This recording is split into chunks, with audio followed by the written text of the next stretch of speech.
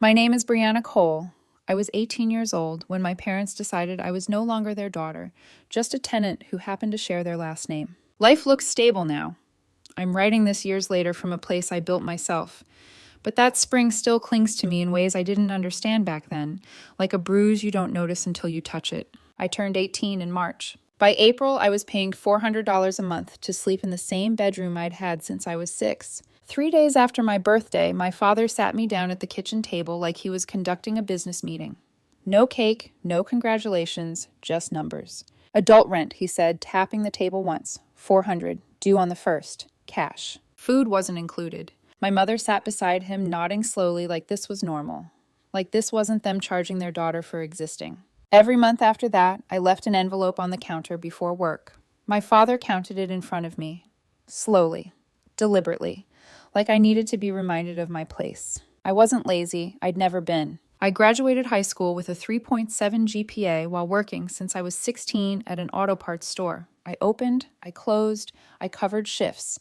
I saved every extra dollar with one goal in mind: get out. By my sophomore year, I'd founded a certification program out of state. Full scholarship, stipend, job placement if you didn't mess around. It was an exit ramp disguised as paperwork. I applied in January. I got the acceptance letter in May. I read it 3 times before it felt real. That night, I made the mistake of telling my parents at dinner. My mother smiled, but her eyes went flat. My father just grunted. "So who's going to help around here when you leave?" he asked. Not congratulations, not we're proud of you, just logistics. I told them the program started in August, 3 months away, plenty of time. That's when Jessica, my older sister, walked in. Jessica was 25 and freshly divorced after getting caught cheating more than once. Her ex-husband kept custody of their son. She moved back into her childhood bedroom like it was temporary. It wasn't. Within a week, the house changed. Jessica didn't cook, didn't clean, didn't pay rent. But somehow she had opinions about everything I did. She ate my groceries, complained about my TV, tossed her son's toys everywhere and never picked them up. And then the request started. "Can you watch Noah tonight? I need you to pick him up. I have a client. I'll only be gone 2 hours." 2 hours became 6. At first, I helped because he was my nephew. Then I realized she didn't need help. She needed a replacement parent. And my parents let it happen. Every time I pushed back, my mother sighed and said, "Your sister is going through a hard time." My father liked to add family steps up. Funny how family only stepped in one direction. By June, I was paying rent, working 20-plus hours a week, babysitting for free, and quietly counting down the days until August like it was oxygen. I printed my enrollment paperwork in secret, signed everything, packed only what wouldn't be noticed. I kept my head down because I could feel something coming, and I was right. The ambush happened on a Thursday night in early July. When I walked in, they were all waiting, my parents and my sister sitting in the living room like a tribunal. "We need to talk about this program," my father said, and the way he said it told me everything. They weren't asking. They were planning. And for the first time, I understood something clearly. If I didn't leave, they would never let me. By the time that talk ended, I knew one thing for sure: they weren't worried about me leaving. They were worried about losing what I provided. Jessica didn't even look up from her phone when my father said, "We've been discussing your plans." That alone told me this conversation wasn't about concern. It was about control. My mother leaned forward, hands folded, voice soft in that way that always came before something sharp. "Honey, we just think it might be better if you deferred the program for a year. Maybe 2, just until your sister gets back on her feet."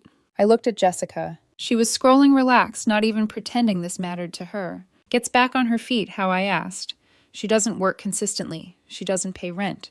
She barely watches her own son. What's the plan here? Jessica's head snapped up. "Excuse me. I'm asking a real question." Her face hardened instantly. "I'm building a business. You wouldn't understand how hard that is." I almost laughed. "I work. I pay rent. I buy my own food. I babysit your kid for free. And I got a full scholarship that you want me to throw away so you can keep what going out." She stood up so fast her chair scraped loudly across the floor. "Don't you dare judge me. You have no idea how much I suffer as a single mother." Then maybe start acting like one, I said, before I could stop myself. The room went dead silent. My father stood too, pointing at me like I'd committed a crime. "Watch your tone." "No," I said calmly. "I'm done watching my tone while everyone else uses me." My mother's eyes filled with tears right on cue. "Your sister lost her marriage, her stability, her home. She needs us." "She cheated," I said. "That's not something that happened to her. That's something she did. Jessica exploded. She screamed about how I was immature, how I'd never been in a real relationship, how her ex-husband was controlling, how she deserved happiness, how I was selfish for wanting a future. My father demanded I apologize. I didn't. I walked to my room and locked the door. For the next hour, I listened to muffled voices through the wall. My father low and commanding. My mother agreeing without really saying anything. Jessica crying loudly, dramatically making sure I could hear. I texted Ethan, my best friend since middle school. Things are bad. Family ambush. If I don't check in by tomorrow night, something's wrong. He replied immediately. What do you need? I didn't hesitate. If I text you fine in all caps, that means I'm not fine. If I go silent for more than 3 hours during the day, call me. If I don't answer, call your dad. He sent back, got it. Share location. I turned it on. I didn't know then how important that would be. 2 days later, Saturday afternoon, my father knocked on my door. His voice was different, soft, almost gentle. Can we talk just us? I think we got off on the wrong foot. Every instinct in me screamed no. But some stupid parts of me still wanted to believe he could be reasonable. That maybe this was where things de-escalated, where he apologized, where we found a compromise that let me leave without burning everything down. He suggested a drive, said he thought better while moving, said he didn't want emotions involved. I checked my phone, battery low but enough, grabbed my jacket even though it was July. The sky was already darkening, and I had no idea I was about to lose everything I thought family meant. The storm had been building all day. Not the dramatic kind you see rolling in all at once, but the slow, suffocating kind, heavy air, clouds stacking on top of each other like they were waiting for permission to fall. We pulled out of the driveway around 4:30. At first, the drive felt normal. Too normal. My father kept both hands on the wheel, eyes forward, radio low. He talked about nothing important, gas prices, traffic, how people didn't want to work anymore, all the usual things he used when he wanted to sound reasonable. 20 minutes in, he turned off the main road. I noticed immediately. Where are we going? I asked. Just driving, he said. I want you to really listen this time. The houses thinned out fast. Fields replaced storefronts. Cell signal dropped to 1 bar. That tight feeling in my chest started creeping up my spine. I already told you, I said carefully. I confirmed my enrollment. Everything signed. His jaw tightened. You think paperwork makes you grown, he said. You think a piece of paper replaces everything this family's done for you. I stared out the window. I pay rent. I buy my own food. I work. I contribute more than Jessica ever has. Rain started tapping against the windshield. Light at first, then harder. We could have charged you more, he snapped. We could have kicked you out at 18 like some parents do. But we didn't, because family means sacrifice. No, I said. Family doesn't charge their kid to exist. That's when he turned off onto a gravel road. No lines, no lights, just fields and an old grain elevator looming ahead like a rusted shadow. The rain came down hard now. Wind rocked the truck. Dad, I said, my voice shaking despite myself. Turn around. This is stupid. You're not going anywhere, he said calmly. Not until you understand what you're throwing away. He pulled to a stop. Before I could react, his hand shot across the console. He grabbed my jacket collar and slammed me into the passenger door. My head hit the window. Hard. I threw my hands up instinctively, but he hit me again, once in the ribs, then again. Controlled. Precise. Like he'd done this before in his head. I couldn't breathe. I tried to open the door. He yanked my arm back so violently I saw stars. Then he reached into my pocket. My phone. He checked the screen. Battery nearly dead. No signal. He opened the door and tossed it into the ditch like it was trash. Then he shoved me out. I hit the gravel on my hands and knees. The cold punched the air out of my lungs. By the time I looked up, his taillights were already disappearing down the road. No explanation, no warning, just gone. I sat there in the rain, shaking, trying to understand what had just happened. My father had beaten me and left me. I crawled into the ditch, hands sinking into mud, searching blindly for my phone, even though I knew it was pointless. The rain soaked through my clothes in seconds. My ribs screamed every time I breathed. I was miles from home, no wallet, no phone, no help. So I stood up, and I started walking. Cars passed occasionally, headlights blinding, then gone. No one stopped. I probably looked like a lunatic staggering through a storm, drenched and bleeding. I walked for over an hour. Finally, lights appeared ahead. A truck stop. I pushed through the doors, and the warmth hit me so hard I almost collapsed. The clerk took one look at me and said, "You okay?" "I need to borrow a phone," I whispered. That call changed everything. The man behind the counter didn't ask questions. He just slid his phone across the counter like he'd already decided what kind of night this was. My hands were shaking so badly I almost dropped it. I dialed Ethan's dad from memory. I didn't even realize I was crying until my voice cracked mid-sentence. "This is Brianna," I said. "Something happened. I'm at Miller's Travel Center." "Stay inside," he said immediately. "No hesitation. Stay warm. We're coming." He hung up. The clerk brought me a coffee I didn't remember asking for and told me to sit in a booth. I wrapped my arms around myself and stared at the steam rising from the cup like it was proof I was still real. 45 minutes later, the door swung open. Ethan spotted me first. His face went white. "Oh my God," he said, crossing the diner in seconds. "Bree, what happened to you?" His dad didn't ask questions. He took one look at my ribs, my scraped hands, the way I flinched when I moved. "We're going to the emergency room," he said. Then the police. At the ER, everything slowed down into steps. X-rays, photos, questions asked gently professionally by people who already knew the answers. 2 bruised ribs, close to fractured, scrapes on my hands and knees, a mild concussion. The nurse photographing the injuries didn't say your father. She said domestic situation. Like she'd seen this story 100 times before. They handed me copies of everything and a report number. Told me it mattered. Told me to keep it safe. At the sheriff's station, I told the whole story again. The deputy asked if I wanted to press charges. "Yes," I said without hesitation. He nodded once. "Okay, we'll do this properly." By the time we reached Ethan's house, it was nearly 3 a.m. His mother hugged me without asking a single question and showed me to the guest room. I slept for 12 hours straight. The next few days were a blur of logistics and reality crashing in. I couldn't go home. Everything I owned was still there. So we scheduled a civil standby. 4 days later, 2 deputies walked me up my parents' front steps. My mother answered the door. Her face shifted shock fear, then that familiar fake concern. "Brianna, honey, why are the police here?" "I'm getting my things," I said. "I'm not staying." She tried to block the doorway. "He didn't mean it," she whispered. "You know how your father gets." One of the deputies stepped forward. "Ma'am, you need to step aside." I had 15 minutes. I moved fast. Birth certificate, social security card, program paperwork, laptop, 2 duffel bags of clothes. The cash I'd hidden, almost $800. Jessica appeared halfway through, face twisting when she saw the uniforms. "You called the cops on Dad," she snapped. "Are you insane?" I didn't answer. The deputy told her to step back. She kept calling me dramatic. Said he barely touched me. The look she gave me when she finally shut up was pure hatred. When I finished, I placed my house key on the kitchen counter. My mother started crying. I didn't look back. I walked out with my life in 2 bags. And for the first time, I didn't feel like I was running. I felt like I was surviving. The weeks after I left felt unreal, like my body had escaped, but my mind was still catching up. I stayed with Ethan's family until August. They refused to let me pay rent, no matter how many times I offered. His mom just shook her head and said, "You're 18. Save your money. You're going to need it." She was right. Ethan's dad helped me open a new bank account at a credit union my parents had never touched. We moved my money the same day. Clean break, no access, no leverage. I stopped driving my car because it was still technically registered in my father's name. Ethan drove me to work instead. I gave my 2 weeks' notice at the auto parts store, and my manager didn't ask questions, just told me I'd earned a good reference if I ever needed one. That meant more to me than he probably knew. The messages from my family started almost immediately. My mother texted long paragraphs about how worried she was, how she couldn't sleep, how the family was falling apart.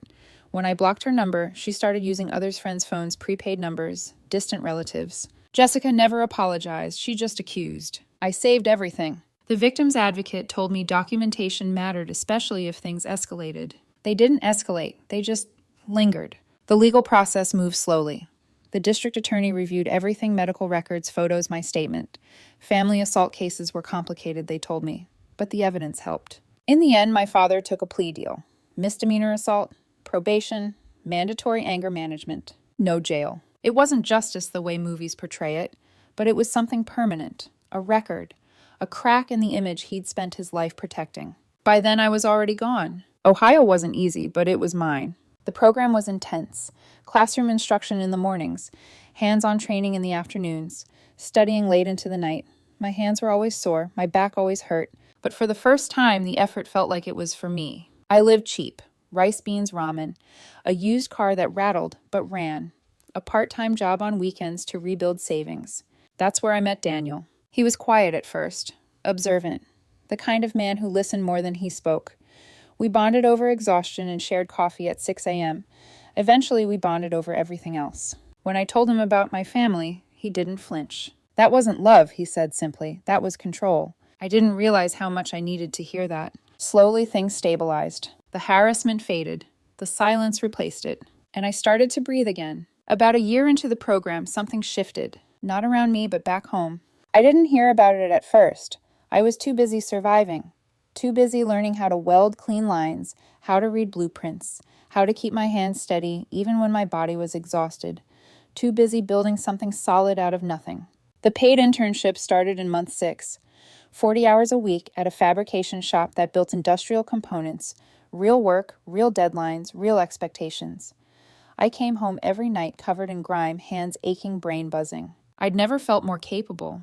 The moment it all clicked was during a practical assessment. Vertical weld, instructor watching, clipboard in hand. I blocked everything else out. When I finished, he studied the bead for a long time before nodding once. "That's clean," he said. "You passed." That word passed meant more to me than anything my father had ever said. Daniel was the one I texted first. I did it. He showed up that night with takeout and 0 questions.